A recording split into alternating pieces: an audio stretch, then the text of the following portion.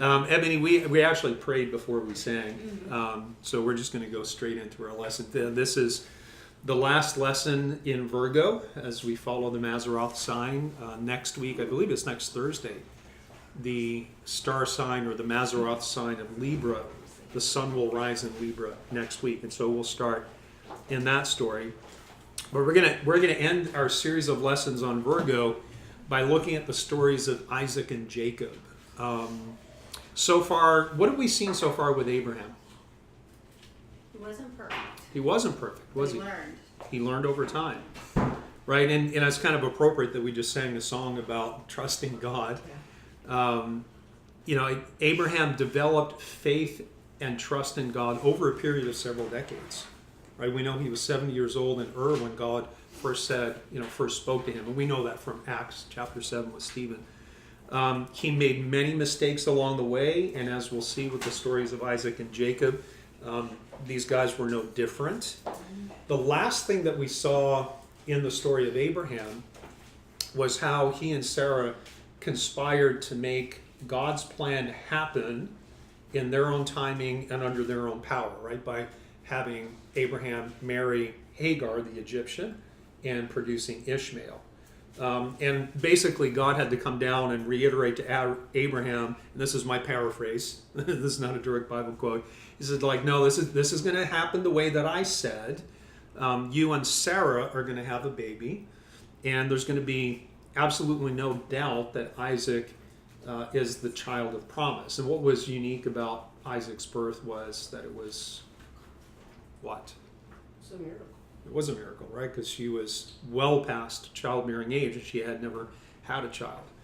And I stated this last week that, in my opinion, one of the things we talked about last time was circumcision is a sign of the Abrahamic covenant.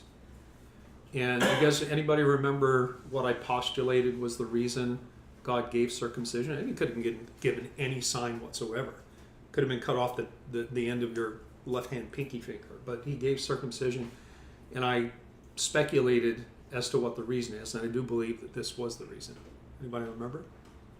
Yeah, that because of Abraham and Sarah taking it upon themselves ahead of the miracle that Isaac was, that Abraham had perhaps used his ability to procreate inappropriately. You're being very PC right now. Inappropriately, and as a result, it's a good place for the pain to enter the covenant to be demonstrated. Yeah, and there was certainly pain and discomfort associated with it. And I think the primary purpose was that inappropriate use of his reproductive system. Had to be, purified is probably not the right word, but God had his purpose and his reason. Yeah. Kind of a good example of consecration, right? Mm-hmm. Consecrated his seed. Yeah, exactly. And I think that's part of the symbology. Yeah.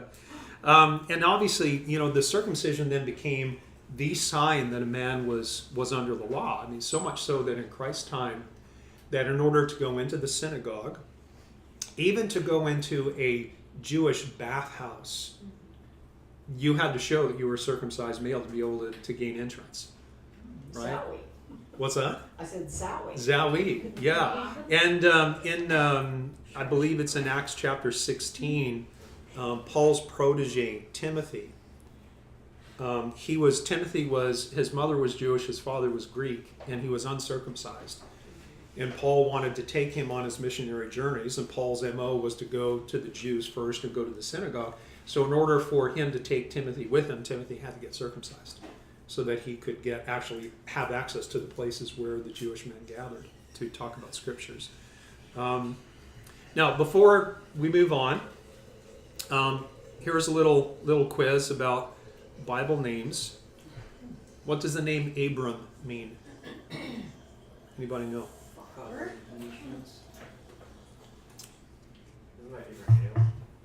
I should give everyone a button. Buzz in. Yeah, so the name Abram, because remember Abram and Abraham. Abram means exalted father. What does Abraham mean? Father of many nations. Yeah, father of a multitude, right? What about Sarai? We didn't talk about this, but I just wonder if anybody looked it up. What does Sarai mean? Because we have Sarai and we have Sarah. Mother Nope. of us all. According Nope. to Galatians. Nope.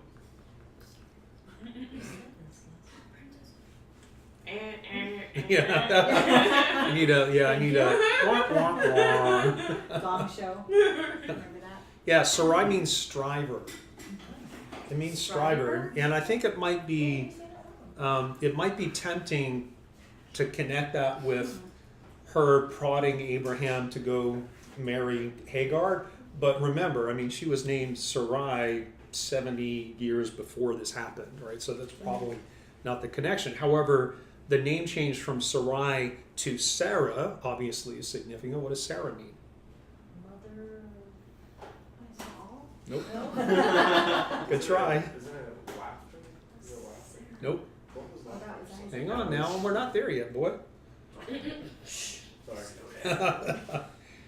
Sarah means princess. It actually means, generically, it means ruler, but because you're talking about a woman, it would mean princess or queen, something like that. Isaac, what does that mean? What'd you say? Laughter. Laughter. Yeah. Isaac is laughter. Anybody know what Jacob means? And we'll get to this a little bit later. Israel? Nope. Israel is his second name. Supplanter. Supplanter. Oh. Supplanter. And what does that mean, just so that we don't... Appropriate. He's a heel grabber. A heel grabber, right. I mean, literally, he grabs the heel is what the Hebrew word means. But what is a supplanter? What does that mean? To supplant someone or something. What does that mean? Take their place. To take their place, right? And who was that? I'm sorry. That was Jacob. Jacob. And his name was changed to Israel. What does Israel mean? Father of 12 tribes. No. This one's a little tougher. Yeah, so Israel it's a compound word, and quite honestly, there's several different definitions of Israel that are out there, depending on how you slice and dice the components of the compound word. But I think the Septuagint, and I'll show you the quote a little bit later, clarifies it. But basically, Israel means strong with God or mighty with God, is what it means. Pretty cool, right? What about So- Esau? What's that? Esau? What do you think it means? I didn't put it in the list, but I Bad pointed choice? out later. What's that? Bad choice? Bad choice? No. Soup? Nope. Lentils? Nope. Oh, we'll save that for later. So don't work it. Don't. Actually, I'll tell you now. It means hairy. Harry? Hairy. As Esau came out and he had red hair and he was hairy, and so they called him hairy. How do you spell Esau? E-S-A-U. Yes. E-S-A-U. All right, go to Genesis 21. Let's talk about Isaac here first. What's that? Harry. So Esau was redhead. He was a redhead. So here's the deal. We have to. I need to finish Isaac and Jacob today. So however long that takes us. So you might want to ask less questions, or it is what it is today. So Isaac was born on the 42nd Jubilee, and a Jubilee cycle, of course, is 50 years. That puts us at the year 2100 Anno Mundi, or 2100 after creation. At this point, when Isaac was born, Ishmael and Hagar are still around, because if you remember, what happened was Sarah and Abraham had sent pregnant Hagar away, and then God said, no, you need to go back and submit to your mistress. And so they're still around, and we're about 14 years after that event. So Ishmael was 14 years old when Isaac was born. Genesis 21, verse 1. And the Lord visited Sarah as he had said, and the Lord did for Sarah as he had spoken. For Sarah conceived and bore Abraham a son in his old age, at the set time of which God had spoken to him. And Abraham called the name of his son who was born to him, whom Sarah bore to him, Isaac. Then Abraham, actually, let me point something out here in verse 3. Abraham called the name of his son who was born to him, whom Sarah bore to him, Isaac. Moses is pointing out specifically that connection back to the Abrahamic covenant and the promise that the covenant would proceed down through Isaac.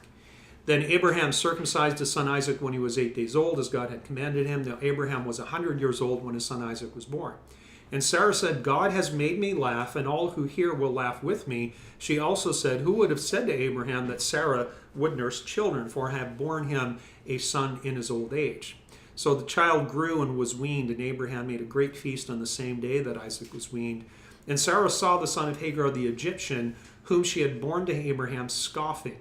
Therefore she said to Abraham, cast out this bondwoman and her son, for the son of this bondwoman shall not be heir with my son, namely with Isaac. So what was the scoffing about? And in the Greek word, as well as the Hebrew, basically means to play or to engage in sport. And that could be a good thing if you're like playing football. But you can also sport with somebody in a negative way, right? Does that make sense to you? Like you can make sport of somebody, bullying somebody, mocking somebody. What do you think was going on in the mind of Hagar? Again, here we have Hagar, who was married to Abraham, right? She wasn't a concubine, she was his wife. She bore him a son. And do you think that she would have known about the promises made to Abraham that Yes. his seed would inherit everything? Yeah, so what do you think's going on in her mind? And maybe even Ishmael's. It should be mine. Yeah, I think I should be getting that attention. that's right. And I think at 14 years old, Ishmael would have been old enough to know that he was the firstborn, and culturally, traditionally, the inheritance went to the firstborn, right? It was part of the firstborn's birthright. And this tension and this conflict between the infant Isaac at his birth and the 14-year-old Ishmael, who was probably looking at him going, this whole thing should be mine. This begins the 400 years of affliction that God had foretold when Abram went into the deep sleep, and he was told of 400 years of affliction, that they eventually would go into bondage, which was about half that time period, but also where God enacted the covenant ritual where he took the animals and split them in two and passed through the animals and consumed them, right? That's all part of it. But so it starts here. The affliction starts with Ishmael scoffing. What was the reason why Sarah told Abraham to send the pregnant Hagar away 14 years prior to that? Do you remember what it said?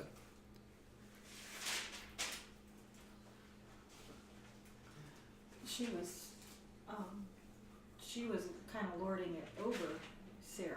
that Exactly. She was the mother of the firstborn child. Yeah. She Hagar got very bitter towards her mistress, and that's kind of an awkward situation, right? You're both married to the same man, yet you are the mistress of the other wife. I mean, it's not an easy position for anybody to be in, for sure. So, kind of like the bitterness that Hagar would have harbored at this point was probably 14 to 15 years old, if you account for the gestation period. From this point forward, from the birth of Isaac and the scoffing, from that point forward, Abraham and then eventually Isaac and Jacob experienced a lot of trouble with the people who were in the land of Canaan. And that would include fighting over pasture land, fighting over wells. There's a story with Isaac where he and his people, they dig like 3 or 4 wells in a row, and every time they do, the locals would come and fill them in. And so, the affliction started right away as soon as he was born. What ends up happening, of course, is that Abraham doesn't want to send Ishmael and Hagar away because he loves Ishmael. Ishmael is his firstborn. But God says, no, you better listen to your wife this time. And so he sends Hagar and Ishmael away with a lot of tears because he does love him. And in some ways, I think that this is another step in God asking Abraham, what are you really willing to do to be obedient? Right? How hard would it be? I mean, if somebody came to me and said, hey, you got to send Caleb packing, and I'm looking around and we're in the middle of a desert, and I know I can only give you enough food for 2 or 3 days, and maybe the nearest civilization is 7 days away. I mean, basically, when you read between the lines in this particular story, by sending Hagar and Ishmael away at this point, consigns them to death in the desert. And this is actually what we see in chapter 21. is we see the water that Abraham had given them, we see it running out, and we see this little kind of condensed story where Hagar takes Ishmael, who's dying of dehydration, and sticks him under a bush, and she goes far away because she can't handle hearing him and she doesn't want to see him die. And then the angel of the Lord shows up and says, hey, don't worry, I got this. I'm going to bless your son because he's Abraham's seed too. And then he shows her an oasis, and she goes and she fills up her canteen, and then they survive, and he goes on to be the father of a multitude. He actually has 12 sons of his own, which this is where we get the Arab nations, right? That's their genealogy. Now, once Ishmael is out of the way and he's taken care of by God, the next big story that relates to Abraham and Isaac is another test of Abraham's faith. And we're not really told how old Isaac is at this point, but go to Genesis chapter 22 here. Now, if my counting in the Abrahamic covenant instances is correct, this is the 8th time that God has shown up and spoken to someone about the covenant. This is where God expands his promises by making them unconditional. Because up until now, every instance of the Abrahamic covenant has been conditional. For example, get up and out of your country to a land I will show you. Do you think the Abrahamic covenant would have been ultimately in effect, if Abraham had refused to leave Haran? No, right? So Abraham had to do something. And there was another time where God showed up to Abraham and he said, walk before me and be blameless. And it kind of puts a burden on being obedient, doesn't it? Right? So there are certainly conditions. Genesis 22, verse 1. Now it came to pass after these things that God tested Abraham and said to him, Abraham, and he said, here I am. Then he said, take your son, your only son Isaac, whom you love, and go to the land of Moriah, and offer him there as a burnt offering on one of the mountains of which I shall tell you. Kind of sounds like coming out of Haran, right? Get up and go to a place I will show you. So Abraham rose early in the morning and saddled his donkey and took 2 of his young men with him, and Isaac his son, and he split the wood for the burnt offering, and arose and went to the place which God had told him.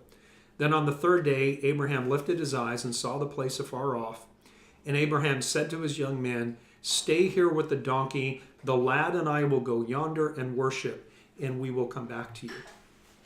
Now again, there's this little parallel here where God says, go to one of the mountains which I shall tell you. It's kind of like, again, saying, start walking, and I'm going to show you where you're going to go. It's bad enough for Abraham to tell, or God to tell Abraham to kill his own son, but to have him walk without knowing where his destination is and when this is. I mean, imagine the negative anticipation in Abraham's mind. He's just walking. He knows he's heading over there somewhere. He doesn't know exactly, and every step he's taking, he's probably mulling it over in his head. I got to kill my son. He's like standing right there. He's walking right next to him. He's like probably churning in his heart. What do you think his expectation was as Abraham was walking with his son and his 2 servants? What do you think was going on in his mind? Do you think he was thinking, maybe if I just keep going, God is going to tell me I don't have to do this? Do you think that was his mindset? I think from what we see in the New Testament, where it says that Abraham might have expected God to resurrect Isaac. Yeah, let's go there. And then at the end of this paragraph we just read in Genesis 22, said, I will go yonder and worship, and we will come back. Yeah, he says, we will come back. I mean, that kind of tips your hand right there. Go to Hebrews 11. Joe, and if you will you read verses 17 to 19, since you brought it up? See. Hebrews 11, 17 to 19. By faith, Abraham, when he was tested, offered up Isaac. And he who had received the promises offered up his only begotten son, of whom it was said, in Isaac your seed shall be called, concluding that God was able to raise him up, even from the dead, from which he also received him in a figurative sense. Yeah. I mean, when we see these pieces, right, we don't see Abraham walking towards Mount Moriah in fear. He's actually walking in confidence. That's how much his faith in God and his trust has grown. That even though God said, kill your son, his expectation was, well, you said Isaac's going to be, through him, the seed is going to be called, and he's just a lad. Obviously, he doesn't have any descendants yet, so if you're asking me to kill him, it means you're just going to raise him from the dead.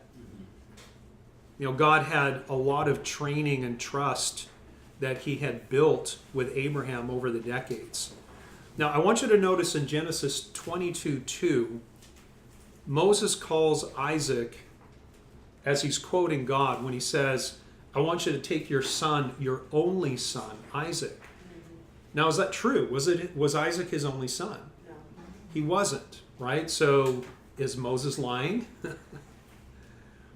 Now, Paul, in the verse that Joe just read, in verse 17, he calls him Abraham's only begotten son. His only begotten son. Paul uses a compound word in Greek. It's monogenes, is what it is. And it literally means only generated, or only born, or only begotten. But the prefix mono can also mean special or unique or alone or only. So how do we reconcile this? How do we reconcile that Isaac certainly wasn't his only son? He wasn't even his only begotten son, even though that's the terminology that Paul uses. How do we reconcile it? How do we understand this? In that same chapter of Hebrews, it says that he's his only begotten son, and then it goes off to say, to whom in Isaac your seed shall be called. So I think that's where that special is. That's exactly it. That prefix mono, the Right. only begotten, what I think you're saying is that, and it's right, is that the context of the statement is within the parameters of the Abrahamic covenant, because I said you're going to have a kid with Sarah. The promise was that he and Sarah would have a child, because if the promise applied to Ishmael, there's nothing special about that, right? Because it was a result of human procreation. And there was nothing supernatural, there's nothing special, there's nothing unique. What was unique about Isaac was that he was born with a woman who was well past childbearing age. Now we'll see later, when Sarah dies, actually Abraham goes on and he marries again. He has like 6 more children. So obviously he wasn't the problem when it came to fertility. The problem was that Sarah's womb was barren, it was closed, and God literally had to resurrect it to be able to have Isaac. Let's continue on in verse 6 back in Genesis. So Abraham took the wood of the burnt offering and laid it on Isaac his son, and he took the fire in his hand and a knife, and the two of them went together. But Isaac spoke to Abraham his father and said, "My father." And he said, "Here I am, my son." Then he said, "Look, the fire and the wood, but where is the lamb for a burnt offering?" And Abraham said, "My son, God will provide for himself the lamb for a burnt offering." So the two of them went together. And it would be easy to look at that one statement out of context of everything else and go, well, Abraham's intention or his expectation was they get up to the mountain and God would go, "Psych, here's the lamb." I mean, eventually that actually is what happened. But Paul says his expectation was that he was going to have to kill his son, but God was going to have to resurrect him. Verse 9, then they came to the place of which God had told him. And Abraham built an altar there and placed the wood in order, and he bound Isaac his son and laid him on the altar upon the wood. And Abraham stretched out his hand and took the knife to slay his son. Harsh words, right? To slay his son. But the angel of the Lord called to him from heaven and said, "Abraham, Abraham." So he said, "Here I am." And he said, "Do not lay your hand on the lad or do anything to him, for now I know that you fear God, since you have not withheld your son, your only son, from me." Then Abraham lifted his eyes and looked, and there behind him was a ram caught in a thicket by its horns. So Abraham went and took the ram and offered it up for a burnt offering instead of his son. And Abraham called the name of the place, "The Lord will provide." As it is said to this day, "In the mount of the Lord it shall be provided." Then the angel of the Lord called to Abraham a second time out of heaven and said, "By myself I have sworn, says the Lord, because you have done this thing and have not withheld your son, your only son. Blessing I will bless you, and multiplying, I will multiply your descendants as the stars of the heaven and as the sand which is on the seashore. And that reference to the stars of the heaven, the sand on the seashore, is hearkening back to two other instances where he showed up, where Abraham needed some support and some, maybe emotional support. And he said, listen, count the stars, count the sand, right? So he's referring back to these things. And your descendants shall possess the gate of your enemies. And that last part of verse 17 is a new aspect.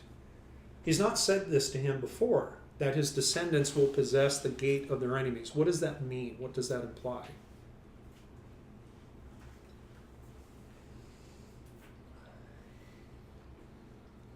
That they'll rule over nations.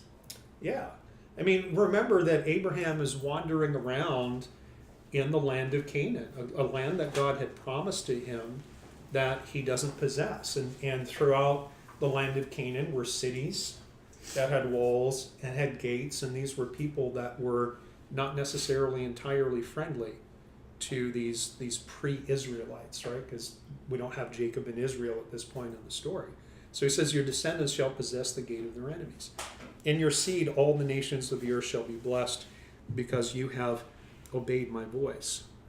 Now, as far as the land promise is concerned here, God starts out with a generic land reference that he later expounds on by putting boundaries on it, like painting in the lines. Like, for example, first it was just Canaan, right? Go to Canaan, go to a place that I showed you. And then at some point when, yeah, go ahead.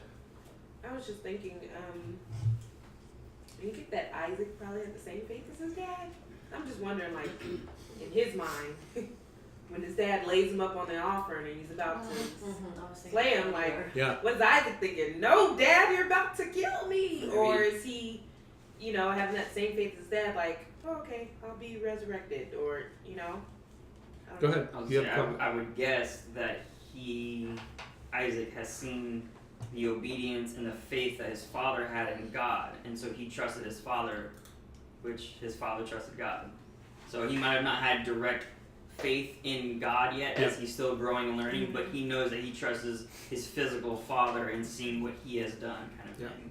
So he's looked up The to hard him. thing, go ahead, Walter. I would say, and I would tend to think also that Isaac knew the promises were going to go through him. He himself, I would tend to think at that age he would have already had to know. I don't think that's something Abraham kept from him. It doesn't say in But scripture. but Abraham never told him, like, hey, I'm coming, you're going to be the sacrifice. While they're building the offering, he said God is going to provide. So it's like, he's not telling him what's exactly going on. No. He knows, but he's not telling his son. So The hard thing is whenever you that can't. comes up, it's like, I would think that he would be somewhat shocked, because it's like, he didn't say I was going to be, Yeah, that's right. You're telling Yeah. me we're preparing this for an actual animal, not for me. Not for me. Right. So the hard thing is that you can't construct an argument for silence. I mean, sometimes you can use context and history and patterns to fill in some of the details, but you're right. Walking up the mountain, he's like, where's the lamb? Yeah. Yeah. And so we're not told that there was a struggle. We're not told, I mean, if it was significant Right. to the story, I think Yeah. Moses would have put it in there. So I think we're left to wonder, like, what was his disposition? Did he have to fight with him to bind His him? son said that he knocked him out Knocked and then him laid out? him on the altar. Maybe he did. Maybe he did. Little Spock That's what I was Nerf I think pitch. part of it is his obedience to his dad. Yeah. Right. He had learned obedience. Is this where the expression really came, this is going to hurt me more than it hurt you? Right. So back to the land promise, right? He starts with this generic thing. He says, okay, go this way. Then he says, okay, you're in this place called Canaan. All this is going to be yours. And then when Lot goes and chooses the Jordan, God says, look north, south, east, and west. So he continued to define the land into more concrete terms, right? And this time in here in Genesis 22 where we are, while it's not explicitly stated, God continues to narrow Abraham's focus now to one spot, which is Mount Moriah, the place where he was theoretically supposed to, certainly willing, to slay his own son. And this is where God sends Abraham to put him through the ultimate test, to see if he's going to be willing to sacrifice his own son. Now, what's significant about this place called Mount Moriah? Anybody know? It's a Temple Mount today. Yeah. I mean, it's the place that would later, where the temple would be. Yeah, just go to 2 Chronicles for a second. I just want to make sure that you guys know where this is in your Bible so you can make the connection. 2 Chronicles 3. This is the dedication of the temple, the very first temple that was built by Solomon. So we're talking probably, 700-800 years down the road, somewhere around there. 2 Chronicles 3:1. Now Solomon began to build the house of the Lord at Jerusalem on Mount Moriah, where the Lord had appeared to his father David, which is a story we'll cover later, at the place that David had prepared on the threshing floor of Ornan the Jebusite. And I mistakenly said a moment ago that this was where Solomon was dedicating the temple. I misspoke. This is where he chose the site, right? So Mount Moriah is significant, and I think that there's a lot of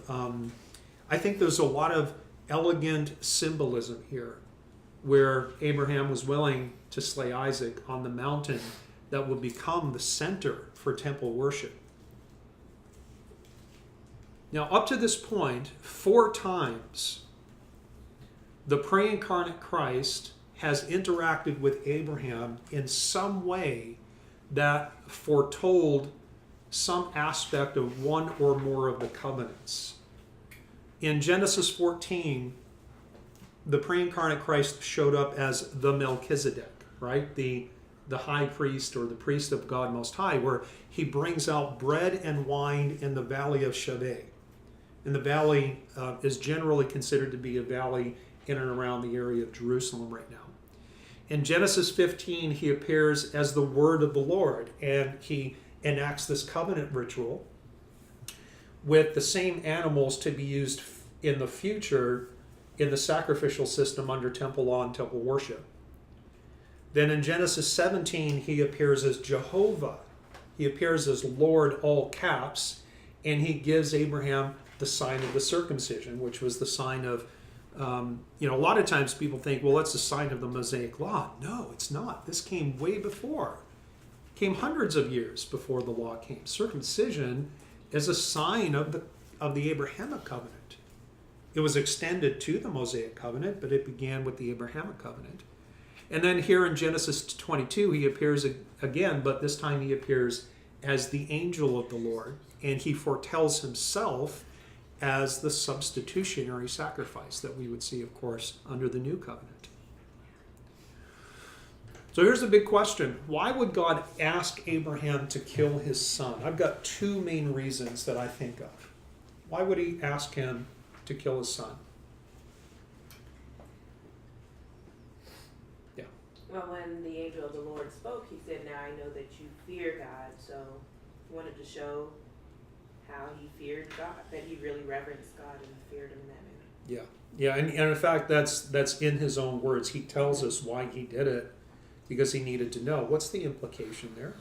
Well, one, the Son of God did not foresee the future. Yeah. He was not all-knowing like the Father is. I mean, people struggle with this, and I did too for a long time, until I finally, you see so many instances where the one who is called God, or, the various presentations, whether it's the word of the Lord or Jehovah, you just see him learning. You see him surprised, like he created stuff and he saw that it was good. Well, if he was all-knowing, he would have known ahead of time. And this is just another element that really says that he was gathering and learning. He was gathering experience, and he was learning about his own people and his own creation. What's the other reason? I think I see something else here where I think it's obviously one. It's a foreshadowing of showing where God's going to provide the ultimate sacrifice for man. Yep. But also it's showing here, I think, that he's seeing that Abraham was willing to sacrifice his son. It was giving him a perspective of how his own father was willing to give him up. And that was my second reason. To give him up.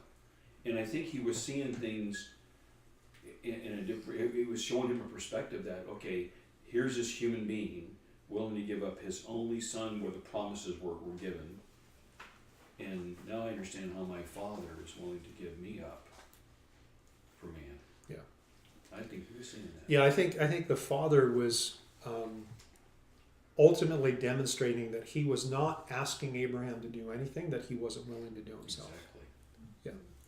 I've always thought of it too, in addition to that, was that it's in a world where the false gods, the demons, required people to sacrifice their firstborn child.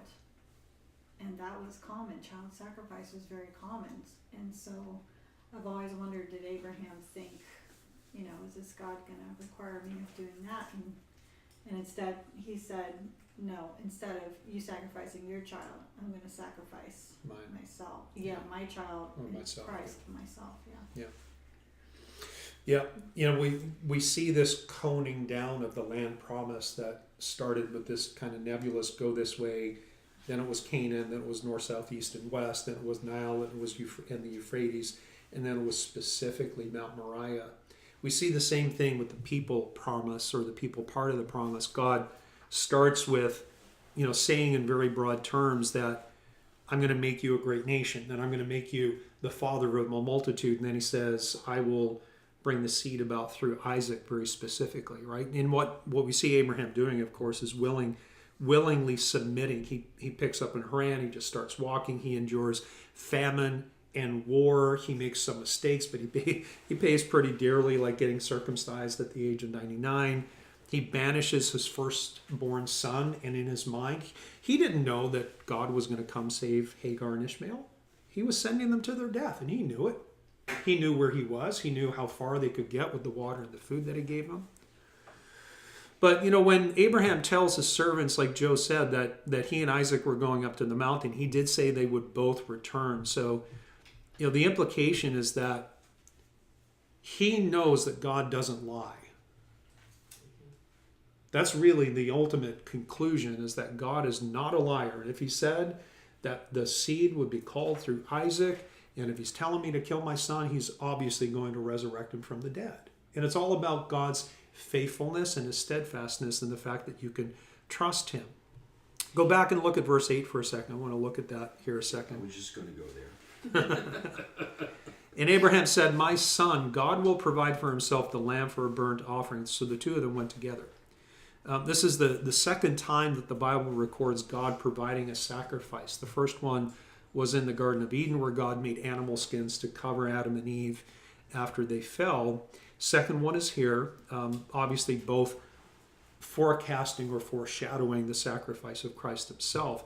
But there's this great parallel. You look at the picture and the description of the story.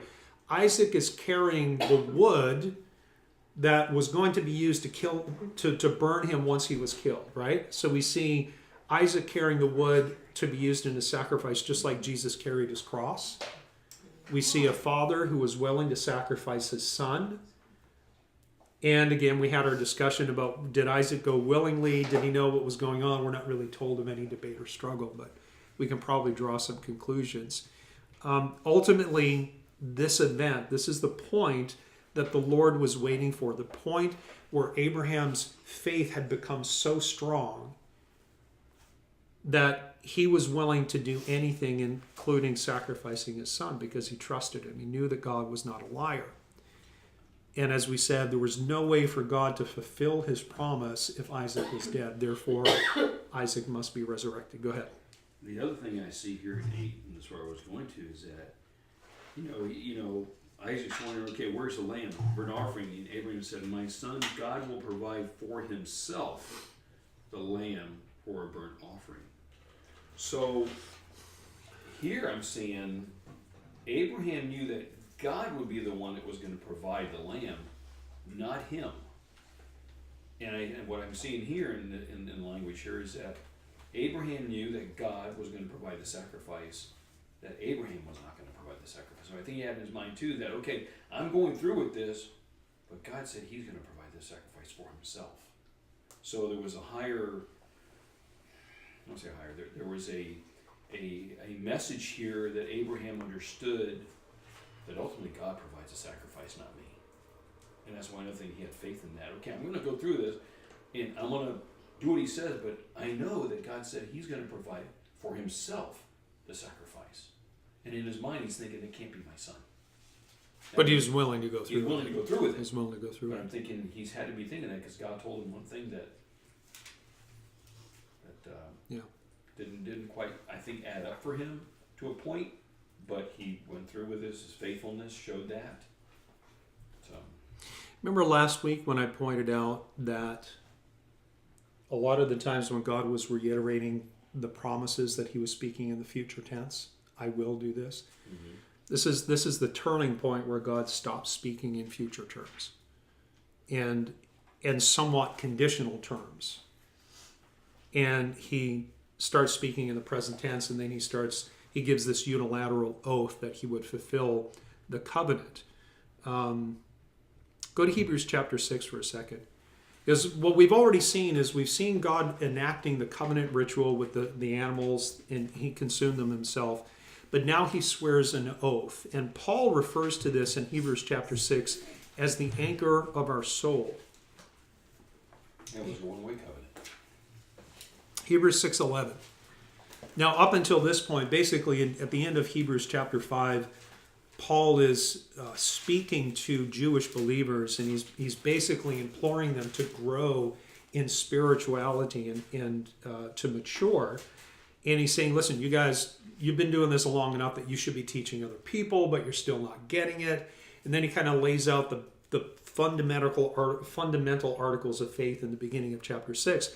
And then he goes on to this. In Hebrews 6:11, he says, and we desire that each one of you show the same diligence to the full assurance of hope until the end, that you do not become sluggish, but imitate those who through faith and patience inherit the promises. And of course, Abraham is one of the best examples of that. For when God made a promise to Abraham, because he could swear by no one greater, he swore by himself, saying, surely blessing I will bless you, and multiplying I will multiply you. And so after he had patiently endured, he obtained the promise. Now, critics of the Bible in Christianity will point to verse 15, saying, well, Abraham never inherited the promise. So the Bible is inaccurate. It's not true. But here's the issue. When it says that he obtained the promise, what's it referring to? Isaac. Yeah, Isaac, because there's two parts to the promise, right? And the context of what's going on here is talking about the seed and the transmission. Right? So this reference in verse 15 where it says he obtained the promise, it's a reference to the people part of the promise as fulfilled with the birth of Isaac. Verse 16, for men indeed swear by the greater, and an oath for confirmation is for them an end of all dispute. Basically saying is that if there's any doubt that someone will follow through on their part of a covenant promise, if they swear an oath in addition to that, well, that's double proof, right? You know it's going to happen. And it just so happened that the one who swore the oath was the Lord himself. And he had to swear by himself because there's no one greater. Thus, God, determining to show more abundantly to the heirs of the promise the immutability or unchangeableness of his counsel, confirmed it by an oath. And note both the reference to the promise and the oath in verse 17. Verse 18, that by two immutable or unchangeable things, in which it is impossible for God to lie, we might have strong consolation who have fled for refuge to lay hold of the hope set before us. This hope we have as an anchor of the soul, both sure and steadfast, in which enters the presence behind the veil, where the forerunner has entered for us, even Jesus, having become high priest forever, according to the order of Melchizedek. So verse 19, this hope we have as an anchor of the soul. What is the hope? I mean, we know the hope of the resurrection, right? We share that with Abraham. He hoped that God would resurrect Isaac. He hoped he would be resurrected to see the land promise fulfilled. But here in the context, what is the hope that he's referring to? God's promise of the fulfillment of that covenant. The oath? Well, God, our hope is that the anchor of our soul is God's promises, that we hold true to what God has promised, and that we will inherit that. Okay. The land promised. The land promised. The resurrection. The resurrection. All of All of it? A, B, C, or D? It's through the resurrection that we are able to inherit that land promise. If not, we'd just be dead. E, E. What's E? all of the above. All of the above. Well, yes and no. I think Paul here is very specifically saying, just go back and read verse 18. Mm-hmm. That by two immutable things, he's talking about the promise and the oath, in which it is impossible for God to lie. That's the hope we have. That it is impossible for God to lie. That he is, as he says in verse 19, he is sure and he is steadfast. So the hope refers to the statement, it is impossible for God to lie, both in the promise that he made and in the oath that he swore unilaterally. And quite honestly, the promise and the oath are only as good as the faithfulness of one who gives them. Right? Only as good as the faithfulness of the one who gives them. In fact, a little bit later in Hebrews 10, verse 23, if you want to write the reference down, Paul says, let us hold fast the confession of our hope without wavering, for he who promised is faithful. Right? Ultimately, the hope that we all have rests completely on the fact that God cannot lie. So if he has sworn something, if he has promised something, it is going to happen. Questions on that before we move on? All right, give me a little bit more time because we still got more to go. All right, we'll do a little summary. Genesis 23, we see Sarah dying. Abraham buys a cave and a field in Hebron to bury her in. He refuses to accept it as a gift, basically saying, I don't want any man to say that anything that I got was from anyone but God. So he buys the field and the cave. In chapter 25, he remarries. He has 6 more children. Then Abraham himself dies, and both Isaac and Ishmael are present to bury him, right? So, there was either no animosity between the two. Maybe they reconciled their differences. Maybe they decided to put it aside just for the sake of getting together to bury their father. We're not really told. Before Abraham dies, he instructs his servant to seek a bride for Isaac among his family so that Isaac doesn't marry a Canaanite woman. And so the servant goes back to Haran and he finds a woman named Rebekah, who is Isaac's cousin through Abraham's brother Nahor, which was one of the sons of Terah back in Haran. And the adult Isaac marries his cousin Rebekah, but just like Sarah, she's barren. She can't have kids. Genesis 25:21, Isaac pleads with God to allow his wife to bear children, which she does, and she gets pregnant now with twins. Which is interesting because now we see this recurrent theme or pattern of tension between siblings, right? We see Cain and Abel, we see Isaac and Ishmael, and now we're going to see some tension between Esau and Jacob. Let's read in Genesis 25:22. This is after Isaac pleads to God and Rebekah becomes pregnant, but the children struggled within her, and she said, if all is well, why am I like this? So she went to inquire of the Lord. The implication here is that these kids were literally fighting in the womb. There was probably a lot of movement and kicking and cramping and pain, and she probably thought something serious was wrong with her. So she goes to God. In verse 23, God said to her, 2 nations are in your womb. 2 peoples shall be separated from your body. 1 people shall be stronger than the other. The older shall serve the younger. So when her days were fulfilled for her to give birth, indeed there were twins in her womb. And the first came out red. He was like a hairy garment all over, so they called his name Hairy. They called him Esau. Afterward, his brother came out, and his hand took hold of Esau's heel, so his name was called Jacob, supplanter. Isaac was 60 years old when she bore them. So the boys grew, and Esau was a skillful hunter, a man of the field, but Jacob was a mild man, dwelling in tents. And Isaac loved Esau because he ate of his game, but Rebekah loved Jacob. Now Jacob cooked a stew, and Esau came in from the field, and he was weary. And Esau said to Jacob, please feed me with that same red stew, for I am weary. Therefore his name was called Edom. But Jacob said, sell me your birthright as of this day. And Esau said, look, I'm about to die. So what's a birthright to me? Like, note the hints of melodrama, right? Not the kind of guy that you want in charge of things, right? Someone who's prone to melodrama. Here's something else that I was thinking of. It says earlier when it describes them, Esau was the one to go out and go hunt. Jacob was mild and he stayed in the tents. Esau's a little melodramatic. Ultimately, who do you want leading your family? Someone who's stable. Someone who's stable, who's around, who knows how things run, right? And this has actually implications for the story as it goes on. So then Jacob said in verse 23, "Swear to me as of this day." So he swore to him and sold his birthright to Jacob. And Jacob gave Esau bread and a stew of lentils. Then he ate and drank, arose and went his way. Thus Esau despised his birthright. In Genesis 26, famine hits, and God tells Isaac, don't go to Egypt like your father did.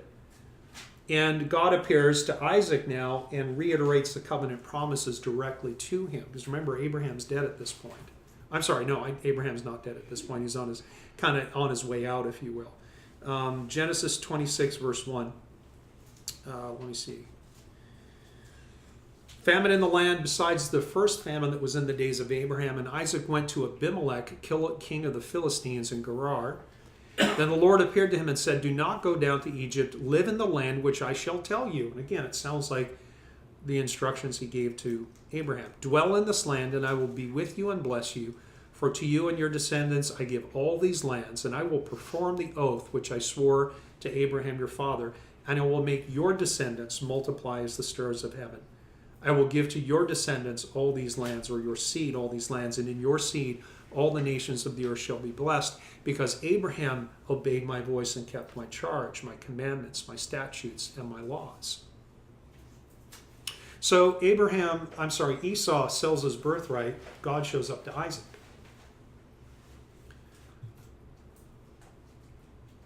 Later in Gerar, Abimelech's herdsmen contend with Isaac over wells that Isaac's men had dug. This is part of the affliction that continues on.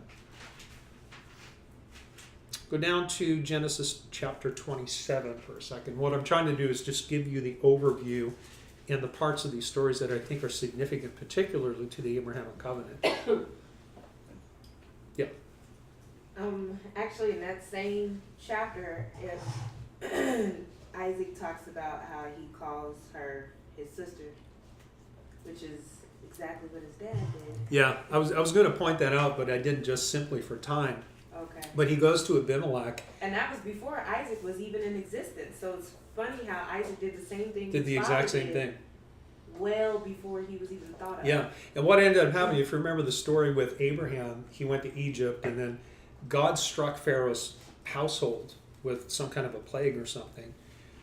In this case, God warned Abimelech. And he basically said, "Hey, if you touch her, you're a dead man."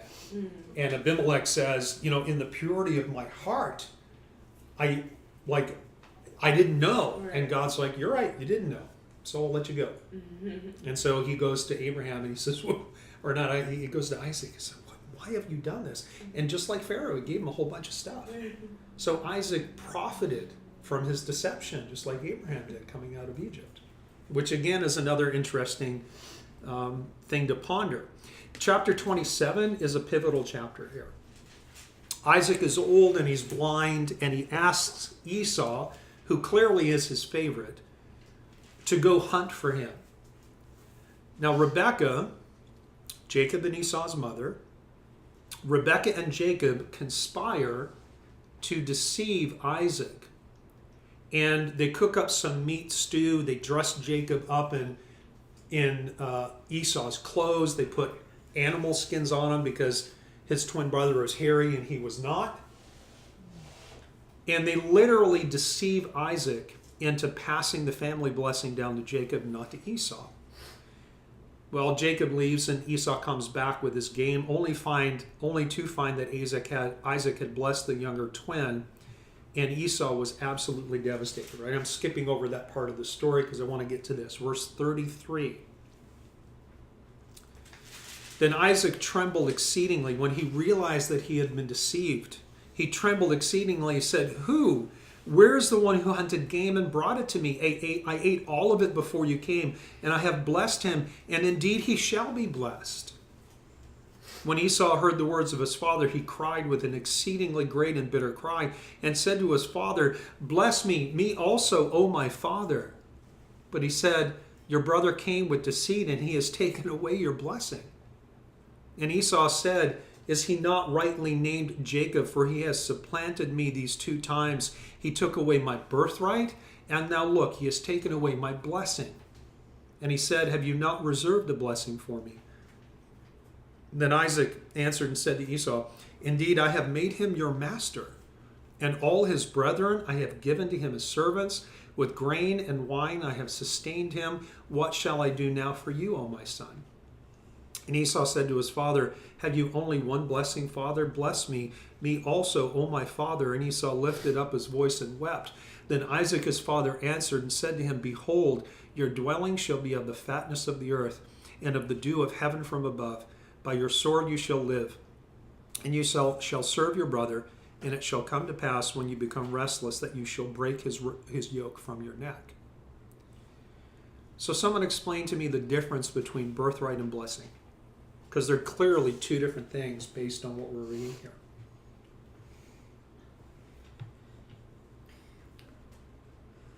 Is a blessing passing on Go ahead. the promise God gave to Abraham? So if that is true, if the blessing has to do with a covenant, what's the birthright? Physical assets. Exactly. The birthright basically confers ownership, authority, leadership over the family, any land that they might own, their servants, their cattle. Tremendous responsibility. Esau certainly wasn't well suited to that because he was a man of the wild. The blessing, again, has to do with the covenant itself. Esau sold his birthright. He had no control over the blessing that could only come from Isaac, can only come from the father. But initially, when he says here in verse 36, He took away my birthright, and now look, He has taken away my blessing.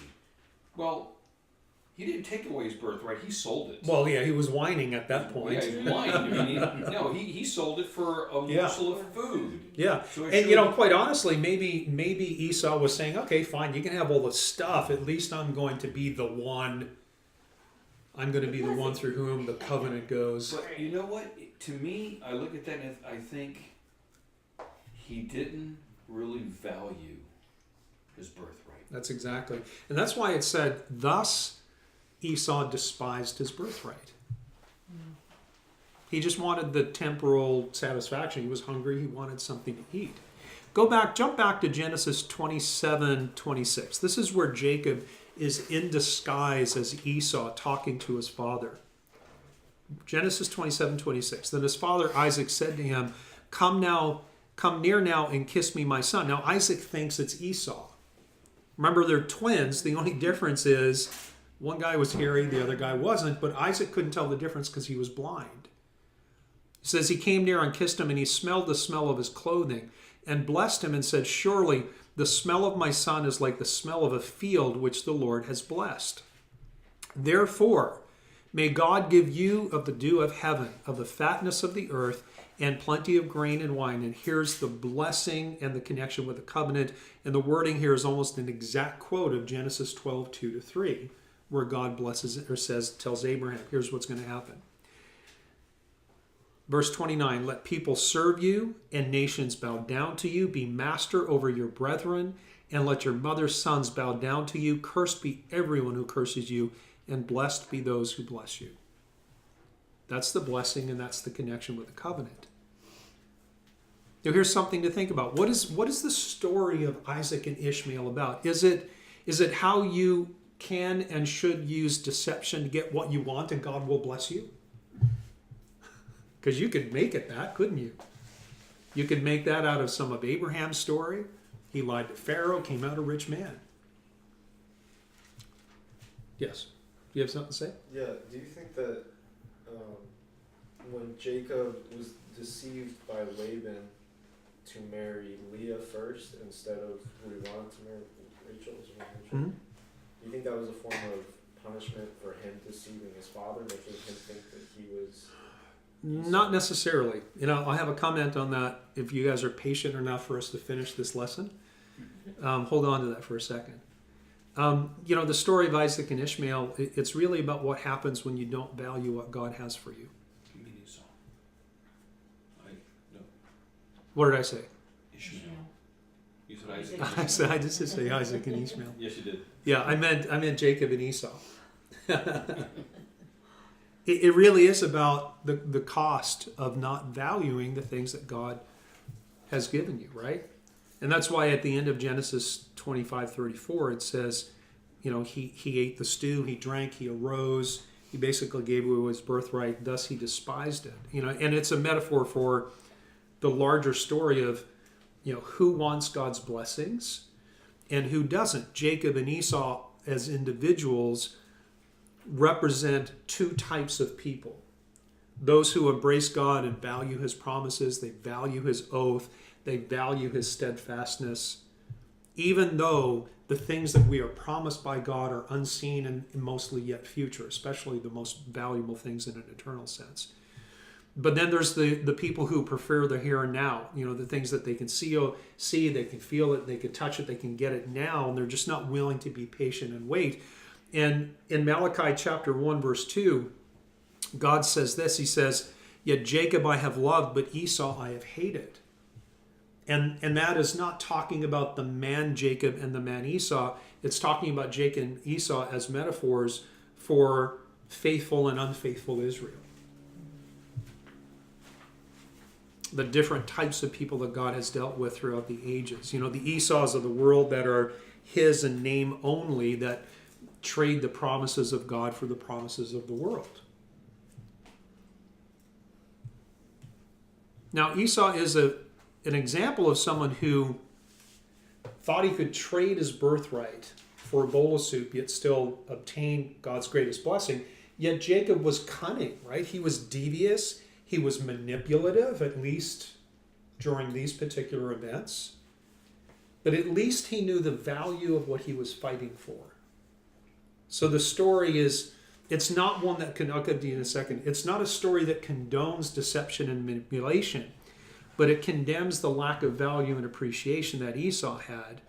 And that was the same problem that Christ dealt with the Jewish leaders when he was, during his ministry. And why God later prophesied that the covenant and himself would be rejected by his own people and then eventually given to the Gentiles because they would appreciate it. Ebony.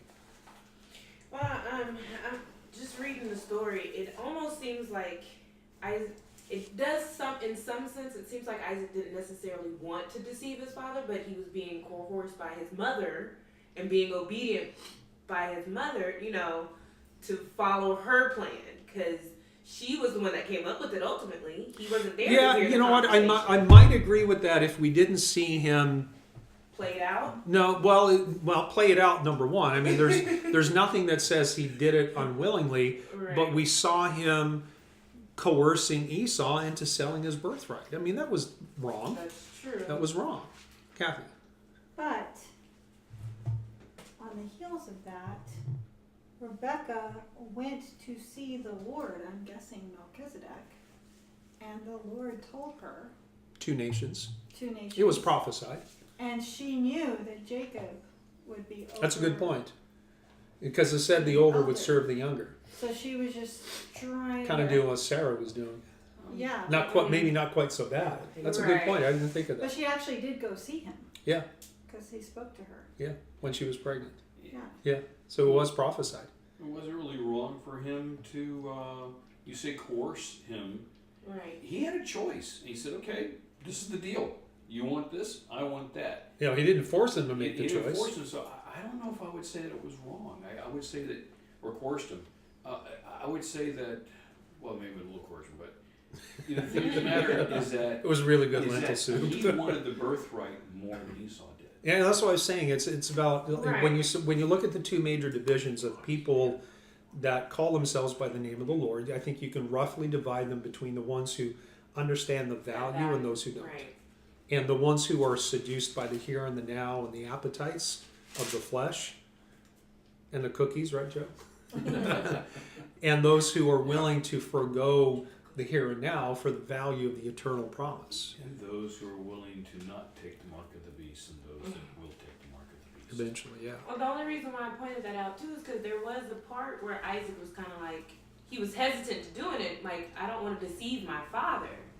You know, so that shows a characteristic of Isaac, and that, you know, but at the same time, Yeah, we're mixing up the names all the time. Right. Jacob. yeah, sorry. That's all right. Hey, I've done it 3 or 4 times already. Right. But he was being obedient To his mother. mother, yeah. So it's like he's showing his character, but also trying to obey his mother, but by deceiving his father. You know, one thing that's not mentioned anywhere here is whether or not Rebecca shared the prophecy. Did she keep it to herself? Or did she tell Isaac? Did she tell Isaac? Did she tell Jacob?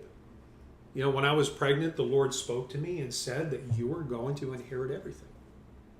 Let's continue on, because there's a couple more things that, as we see Jacob's life play out and we see him return to his birthland or his birth area and to his people, there are a couple of interesting things to point out. So at the end of chapter 27, we see Esau, once he realized what happened, he states his hatred for his twin brother, and he swears he's going to kill him. And so Rebekah then convinces Isaac to send Jacob away to Haran to find a wife. So Genesis 28 verse 1, this is right before Isaac leaves. Then Isaac called Jacob and blessed him and charged him and said to him, you shall not take a wife from the daughters of Canaan. Arise, go to Padan Aram, to the house of Bethuel, your mother's father, and take yourself a wife from there of the daughters of Laban, your mother's brother. May God Almighty bless you and make you fruitful and multiply you, that you may be an assembly of peoples, and give you the blessing of Abraham, to you and your descendants with you, that you may inherit the land in which you were a stranger, which God gave to Abraham.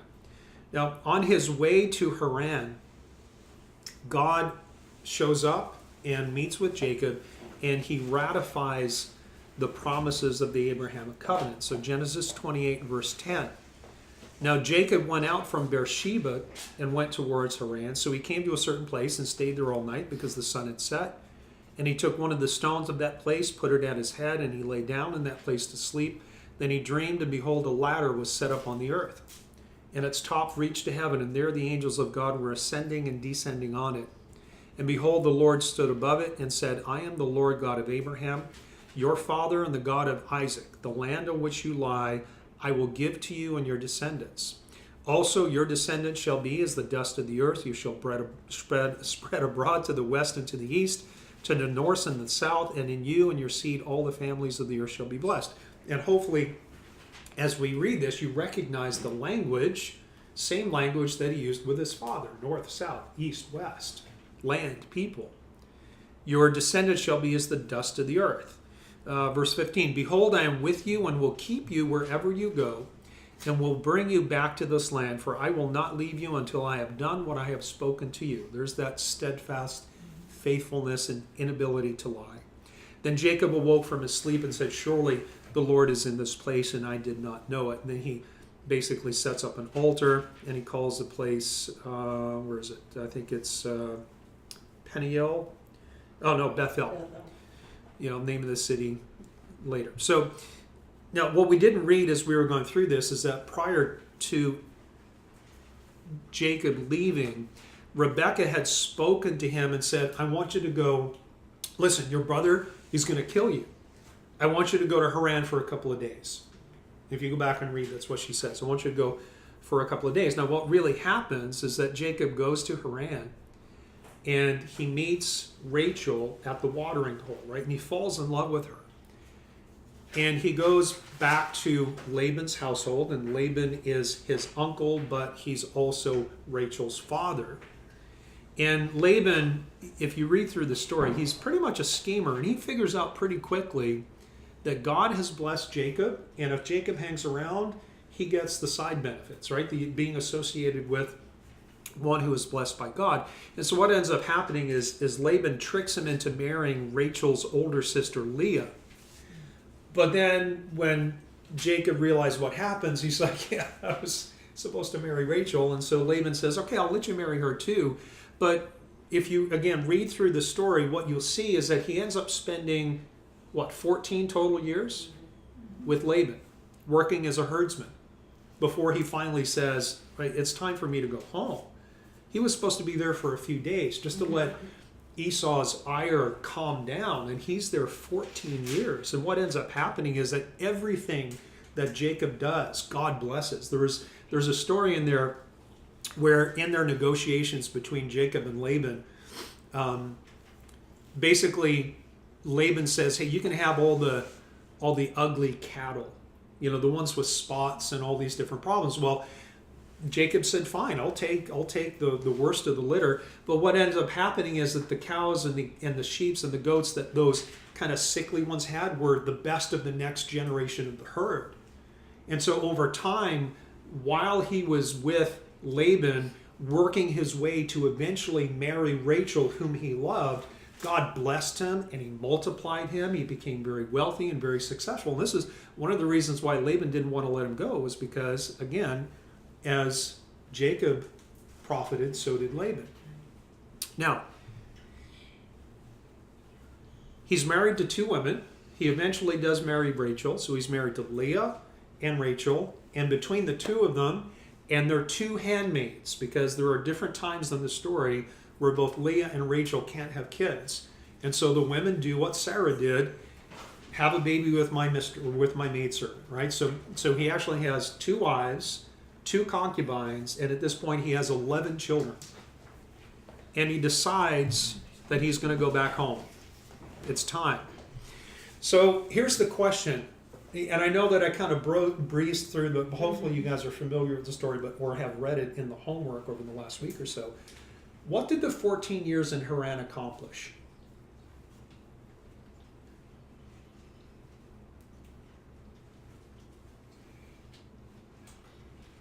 Esau settled down.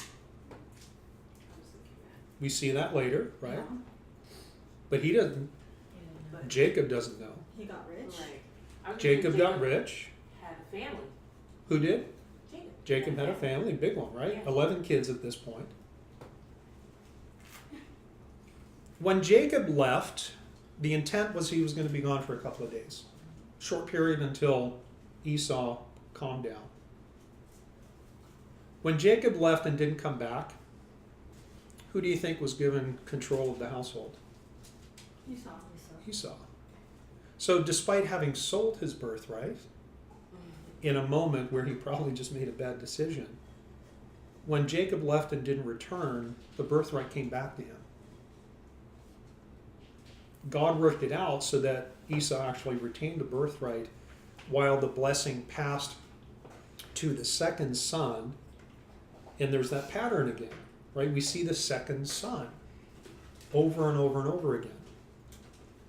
I want to show you something before we talk about God changing Jacob's name. That'll probably be close to the end of this lesson.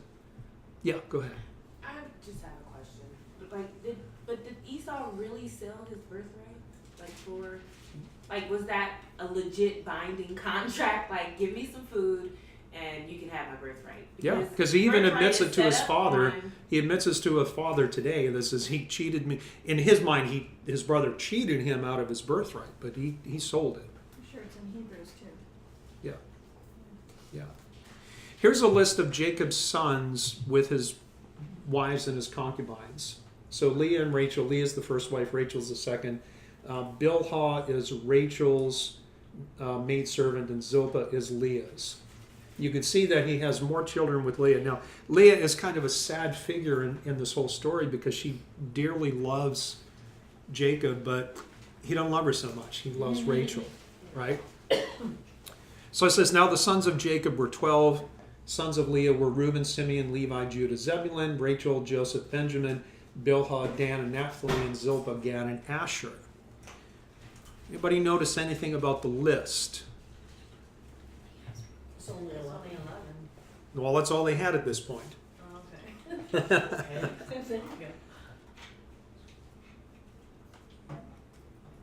Well, Levi came out of Leah. Right? And Judah.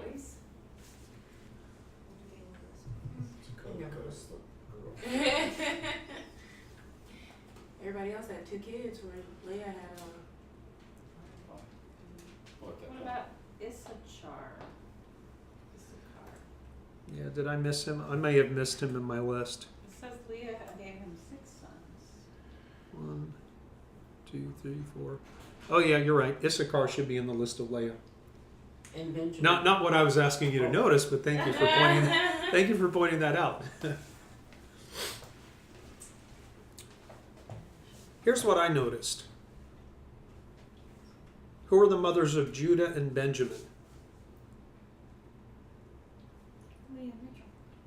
Leah and Rachel, right? So the two, like you're talking, we're going 700-800 years down the road where Solomon dies and the kingdom splits in two, and 10 tribes derived from these men went north and basically went pagan and stayed that way, and the 2 faithful tribes were Benjamin and Judah, one from each of the wives. Yeah, Dan was cursed. What's that? The tribe of Dan was cursed. Yeah, and then Joseph split into 2 a little bit later. Right, so we have one of the 2 faithful tribes of Israel coming from Leah, who again loved Jacob and desperately wanted to please him and give him children, but was unloved in return. And the other came from Jacob's true love. And so in essence, God favored both of these women. Didn't favor one over the other. Joseph, Rachel's other son, is the son who bridges the story now as we go from the Mazzaroth Sign of Virgo into Libra. And we'll talk about Joseph probably on the next lesson. Go to Genesis 32 and then we'll be finished. I'm going to read this from the Septuagint. We're going to be Genesis 32:22. So now, here's the context.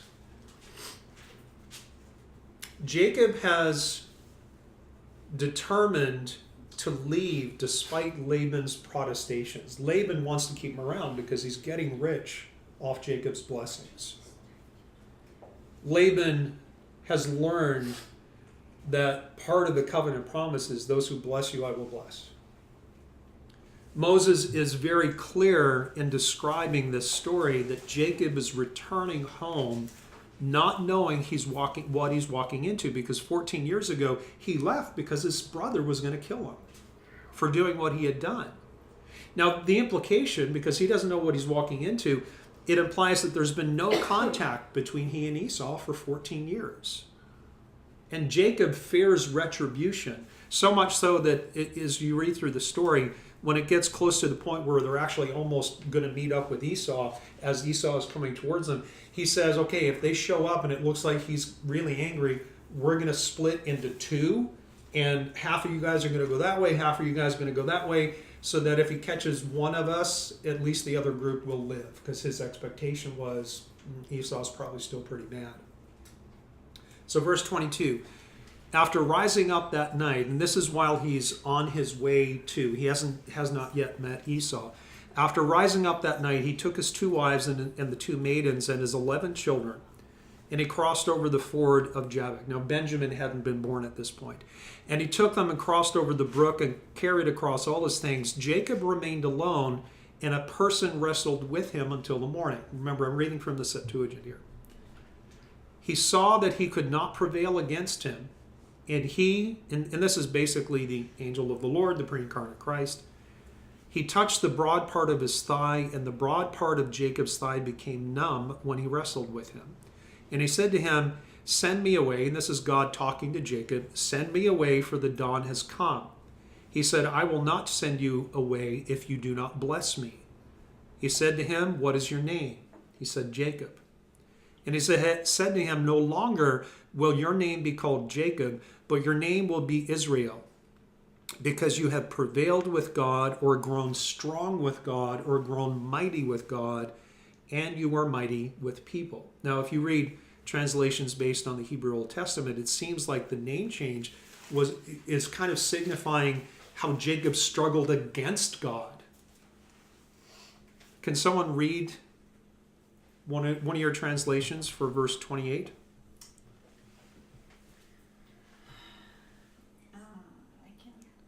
King James. And he said, Thy name shall be called no more Jacob, but Israel, for as a prince hast thou power with God and with men, and hast prevailed. Okay, that one is a good translation. Somebody else read. Does anyone have something else? Go ahead. Go ahead. That's okay. She don't want to. She was asking me. Was she? This one, this one? Which And he said, oh, is Cheyenne gonna do it? Oh, no, go ahead. And he said, Your name shall no longer be called Jacob, but Israel, for you have struggled with God and with men and have prevailed. Yeah, most translations have that struggled with God, and the implication is he's fighting against God. And I've always wondered, like, why would God bless him if he's fighting against him? It's the other way around. He's working with God. He's being patient. He's being obedient, and God is saying, I'm changing your name because you have grown strong with me. You've grown strong. Joe, were you going to say something? No, No? same thing. I Okay. wondered what translation you were reading. Same as you. Oh, New King James. New King James, yeah, New King James is. But the King James, I think you said, what did you say? Something like powerful with God? For as a prince hast thou power with God and Yeah. with men, and hast prevailed. But I always read that as he beat God. Yeah. Well, that's the way the translation makes it sound. But the Septuagint again says, you have prevailed with God and you are mighty with people. It's kind of like in a boxing match, no one wins, but everybody still held their ground. That's the vision that I have. That you have? Like they were fighting against each other, but it's like, you didn't win, but I didn't win either. You didn't give up, and I didn't give up either. You know? Yeah. That's the vision I have, and Yeah. the picture that I have. He's recognizing that, just like Abraham, just like Isaac, you start out weak, you become strong. You follow God, you trust in his faithfulness. Then Jacob asks in verse 29, reveal to me your name. And he said, to what end do you ask my name? And he blessed him there. And Jacob called the name of that place Form of God, for I saw God face to face, and my life was spared. The sun rose up on him when he passed by the form of God. He was limping upon his thigh, for because of this the children of Israel may never eat the sinew that became numb, which is on the broad part of the thigh of Jacob until this day, because he touched the broad part of the thigh of Jacob, the sinew, and it did become numb. Now, we're going to end it there for today, but what we're going to do is we'll pick up and we'll tell the story of Joseph and going into Egypt next week. But what happens between now and then is that Esau shows up with several hundred men and embraces his brother, welcomes him home, and it's a great big family reunion, right? But what, I think we have to sit back and say, okay, what actually happened in the bigger part of the story? We see Jacob going off on his own, having 2 wives, a couple of maidservants. He ends up with a big, at this point he's got 11 kids. Benjamin is yet to be born. In the meantime, God allowed Esau to have his birthright back. But the blessing related to the covenant went to the second son. And by blessing him in the 14 years that he was with Laban, he also had his own birthright. It's not like Jacob came back destitute. He came back a wealthy man. So both Esau and Jacob thrived and became very successful in that sense. So in the end, the only thing that happened with Esau was that he didn't get the blessing of the covenant, which is what God foretold. Yes, sir. Your point's the same, but actually he was with Laban 20 years. 20 years. Yeah, he was. Thank he you. said I served 14 years for 2 daughters and 6 years for. That's right, because once he married Rachel, he stayed there. Yeah, Yeah, that doesn't thank change you. your point. No, that's right, but thank you for the corrections. 3 things that I did wrong today, but that's okay. We keep forging forward. So next time, we only have a couple of weeks. The time frame in which the Mazzaroth sign of Libra, when the sun rises, it's only like 3 weeks. So we have 3 weeks to, it's very short. So we have a very short period of time to tell a very long story. So we're going to have to keep it fairly top level, but that's okay. I think a lot of us understand. But my whole point in these early Mazzaroth signs is to make sure that we understand the stories that drive our understanding of the covenants, right? Because we're getting ready with Libra to see the Mosaic covenant, the law under Moses, as being not a replacement of, but a temporary addendum to the Abrahamic covenant.